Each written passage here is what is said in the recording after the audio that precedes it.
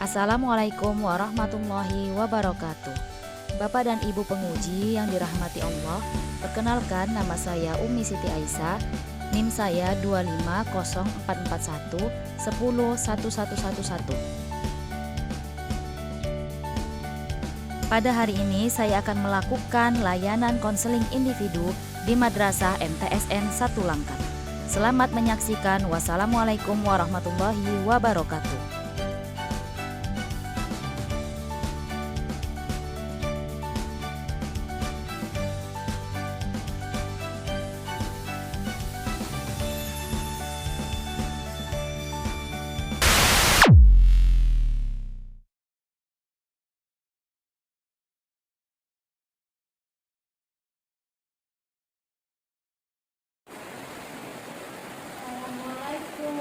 Waalaikumsalam. Masuk Zura.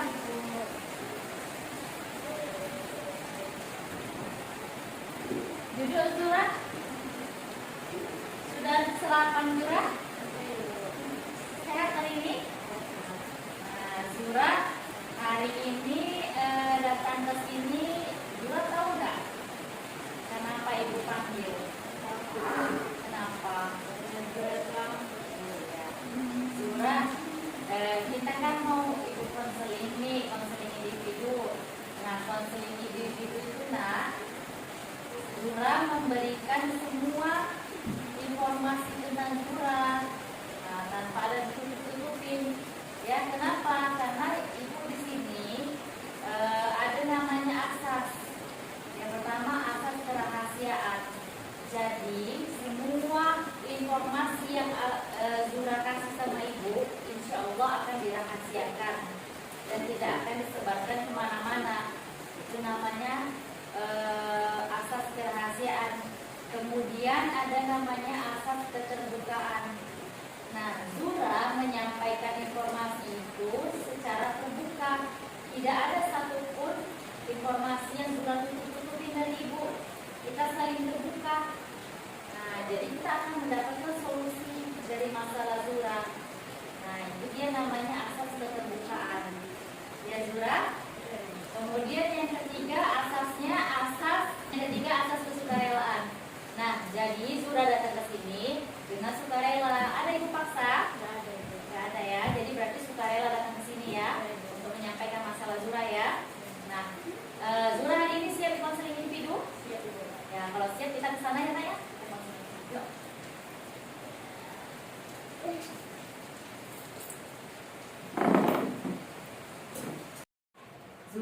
Zura tinggalnya di mana? Di Cempa, Bu. Di Cempa. Zura anak keberapa? Anak kedua, Bu. Anak kedua dari 4 saudara. 4 bersaudara. Zura kesini naik kendaraan atau naik beca atau naik apa? Dia terjemput sama ayah. Dia terjemput sama ayah. Tadi Zura bilang Zura anak kedua dari 4 bersaudara. Iya. Itu semuanya diantar sama ayah? Iya, Bu. Semua diantar sama ayah 4-4? Iya. Setiap pagi? Setiap pagi. Jadi siapa duluan yang nyampe ke sekolah?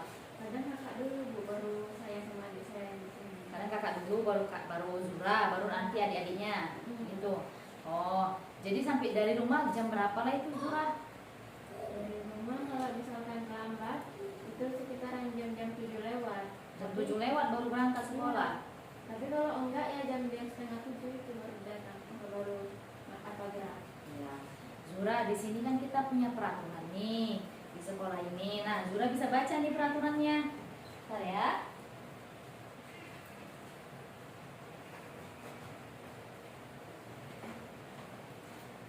Nah, ini peraturan sekolah kita, Nak. Ini ya, yang pertama ini datang tepat waktu ke sekolah sebelum pukul 7.15. Ya, itu dia tepat waktu. Jadi, dari semua tata tertib sekolah ini, Zura termasuk orang yang tidak patuh sama tata tertib madrasah. Karena kita ada jadwalnya ke sekolah. Nah, kalau boleh tahu, Ibu kira-kira kenapa bisa Zura terlambat? Karena ini, Bu, di rumah itu sering ada selang-selingnya, Bu. Tiap malam itu dari jam-jam 10 malam sampai jam 5 nggak pernah berhenti, Bu. Setiap hari ada snoringnya. Ya, Bu, sekali-sekali. Setiap hari. Jadi salah satunya apa lagi? Karena sering begadang Zura, tadi kan Zura sudah lihat peraturan madrasah di sini. Nah, peraturan di sini itu kan masuk jam 7.15.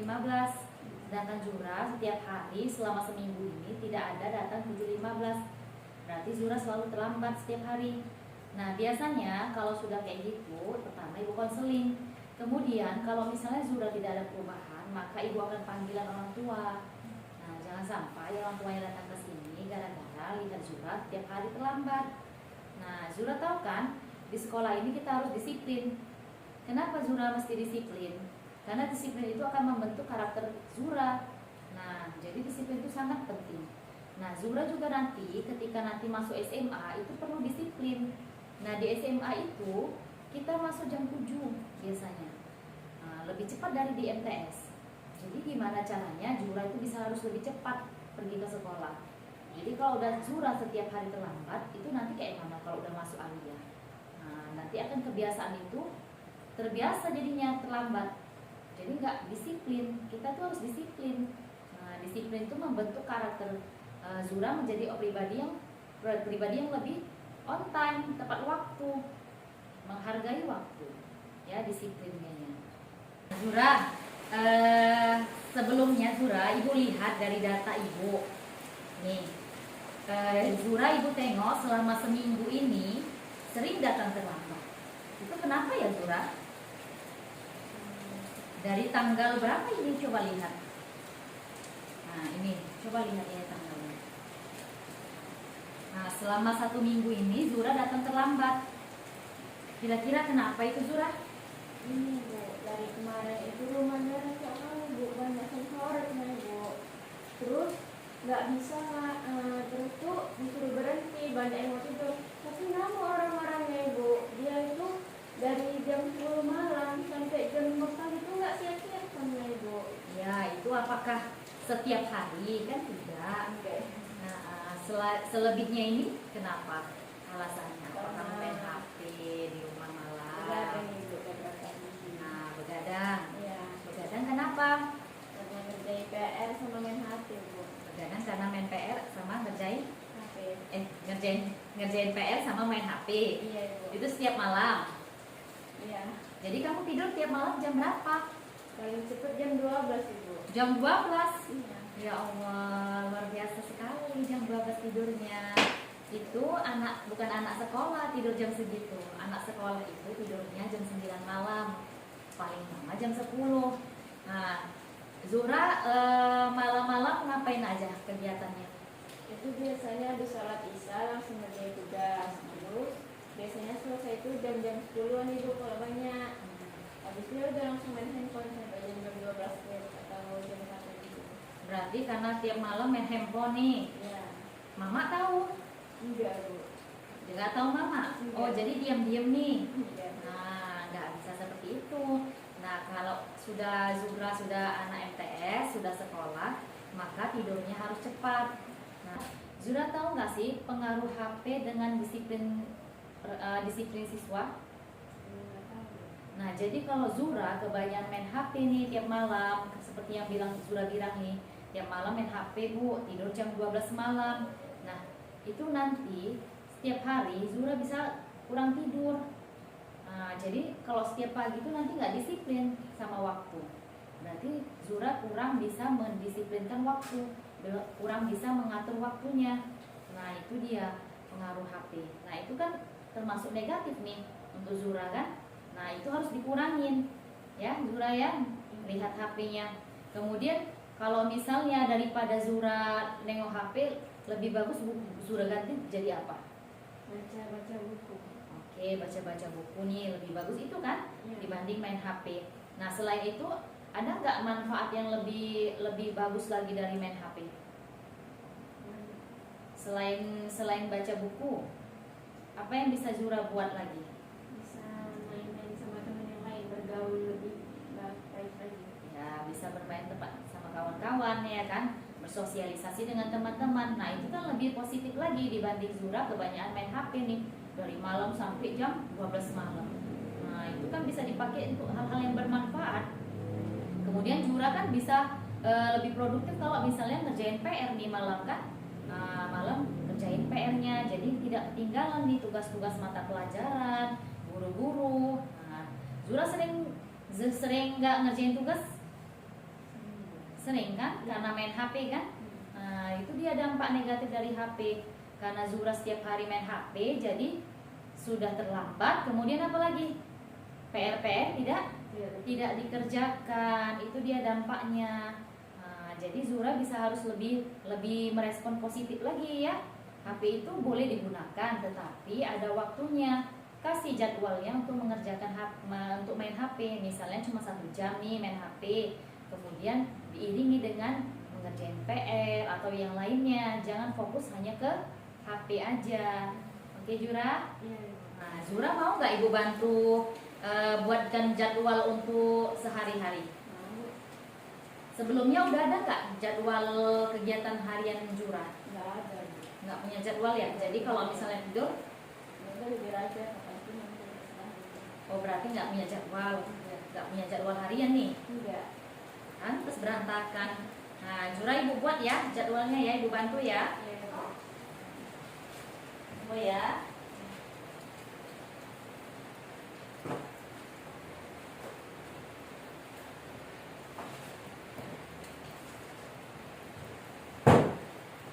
Nah, Zura bisa tulis di sini nih. Nah, dari jadwal bangun pagi. Bangun pagi jam berapa? Biasanya jam 5. Jam 5 subuh.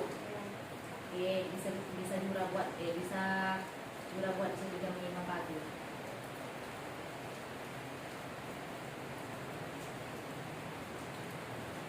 Nah, setelah Zura bangun pagi, sholat, kemudian ngapain?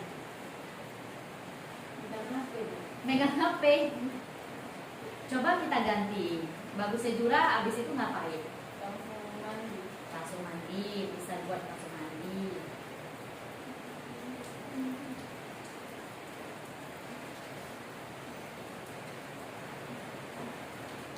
Oke. Kemudian jam berapa itu? 05.20. Setelah itu Zura mau ngapain lagi nih? Dari pelajaran yang mau dibawa. Boleh. Di Helloster ya berarti ya.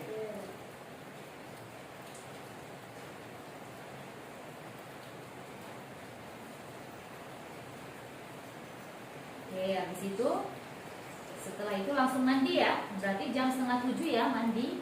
Nah, boleh buat di situ langsung mandi.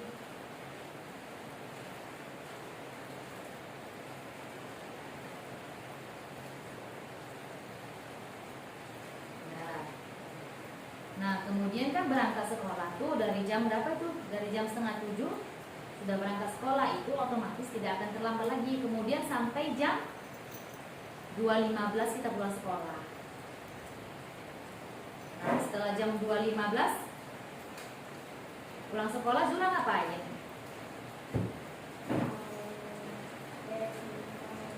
Oke, buat beresin kamar.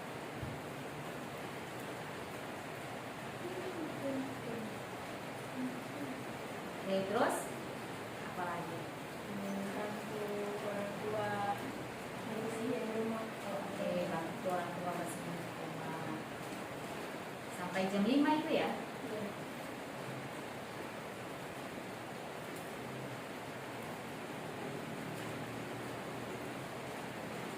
Kemudian langsung mandi sore, boleh.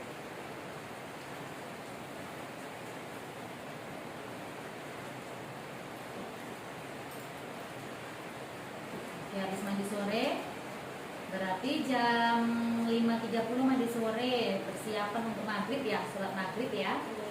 Nah, kemudian habis itu maghrib sholat, lalu apa lagi yang Zura lakukan?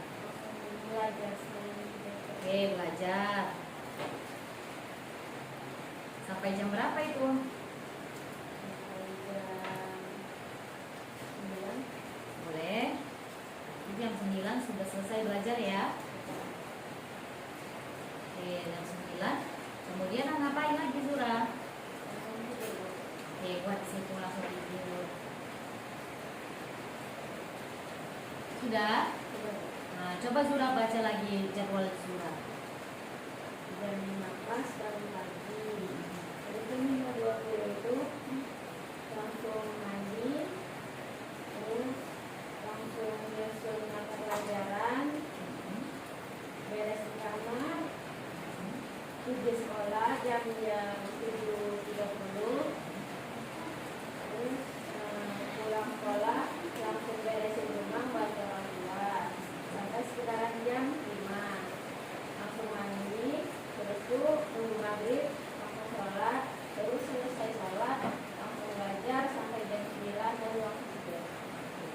Zura, rumah Zura di mana? Di daerah Cempaka sana. Daerah Cempak. Ya, Biasanya nek ke sekolah nek apa? di antara ya. Di antara ya. Oh, berarti ayah biasanya ngantuk jam berapa? Yang kalau misalkan itu jam setengah 7.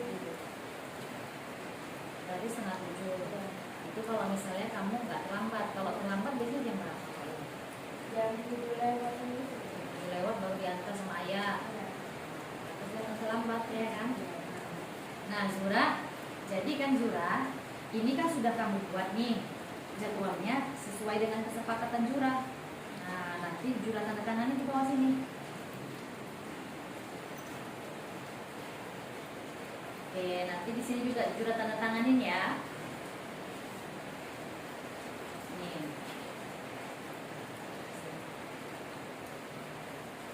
Oke. Nah Zura, ini kan tadi kita sudah buat kesepakatan bersama nih. Ini jadwal roster kegiatan harian Zura. Nah, jadi Ibu harap dengan roster ini Zura nggak akan lagi datang terlambat setiap hari ya, karena sudah Zura buat rosternya. Jadi nanti Zura tempelkan ini di tempat-tempat yang setiap hari Zura tengok, di tempat roster pelajaran atau di kaca atau di kamar ya. Nah, jadi bisa diaplikasikan setiap hari ya. Jadi jangan cuman hanya ditulis aja, tetapi ada pengaplikasiannya. Nah Zura nanti Ibu lihat perkembangan Zura selama seminggu ke depan ini apakah ada perubahan atau tidak. Nah jadi nanti kalau misalnya tidak ada perubahan maka Ibu akan konseling individu lagi. Oke Zura? Ya, Bu. Nah ya mungkin itu aja. Gimana Zura? Gimana setelah Ibu lakukan konseling individu? Saya begini Bu, karena sekarang kan kalau misalkan ada jadwal per hari kan udah bisa nerapin gitu kan Bu. Jadi tahu nanti dari jam segini ke jam itu mau ngapain aja gitu dari jadwalnya. Itu lebih mudah. Nah, gimana Zura? Udah Ibu konseling gini gimana menurut Zura? Jadi lebih tenang Bu, lebih bisa mengatur waktu dengan baik. Jadi kita tahu nih apa yang harus kita lakukan dari segini ke segini. Jadi waktunya itu nggak dibuang-buang hanya untuk bermain HP doang. Pasti mudah ya. Ya. Nah, mudah-mudahan ini bisa diaplikasikan setiap hari ya Zura ya. Ya, Bu. Jangan datang terlambat lagi ya. Ya, Bu. Nah, karena kan kamu sudah punya jadwal. Oke Zura. Ya. Nah, terima kasih banyak ya Zura sudah hadir konseling individu hari ini ya sama Ibu. Mudah-mudahan konseling ini bermanfaat buat Zura dan ada perubahan buat Zura ke depannya. Oke Zura. Ya. Terima kasih, Bu.